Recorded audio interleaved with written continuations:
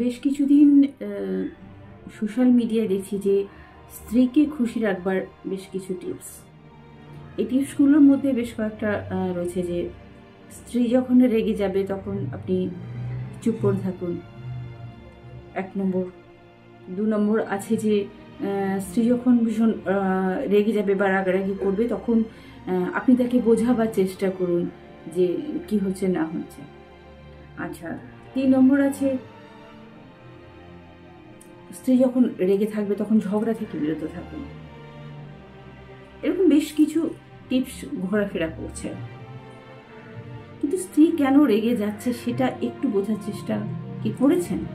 Actually স্ত্রীরা স্বামীদের বাড়িতে এসে সাধারণত থাকে।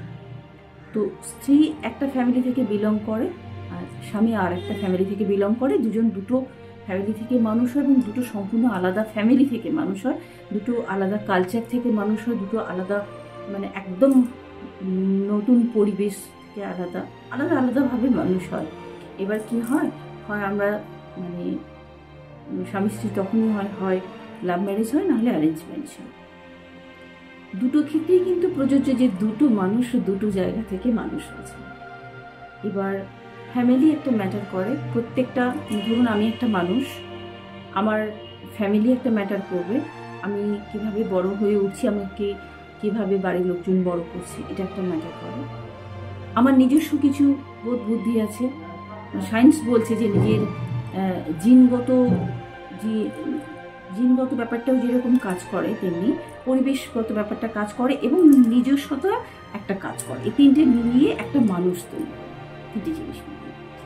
এরপর মানুষ তখনই চেঞ্জ হয়ে যায় যখন পরিস্থিতি পরিবেশ দুটোই চেঞ্জ হয়ে যায়। আর একটা জিনিস চেঞ্জ হয়ে, যেটা আপনারা হয়তো মানে বারবার ভুলে যাচ্ছেন, মানুষের কথা। সবচেয়ে ক্রিটিক্যাল জায়গায় কিন্তু কথা। আপনি এমন কিছু টোন কেটে বা ইনসাল্ট করে কথা বলবেন না যেটা যে কেউ, সে স্ত্রীর ক্ষেত্রে হোক বা স্বামীর ক্ষেত্রে হোক, সেটা অপমানজনক হয়ে দাঁড়ায়। প্রত্যেকটা মানুষের উচিত সামনের মানুষটাকে সম্মান জানানো।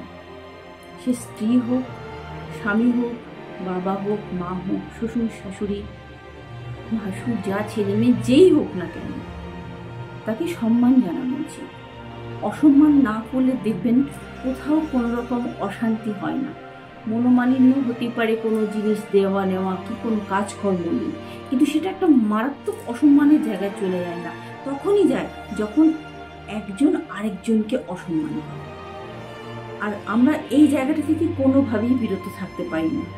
শুধু স্ত্রীকে শান্তিতে রাখার বা সে রেগে যাওয়ার কারণ নয়, কারণটা স্বামীও রেগে যাওয়ার কারণ, কারণটা বাবা মাও রেগে যাওয়ার কারণ, কারণটা শ্বশুর শাশুড়িও রেগে যাওয়ার কারণ।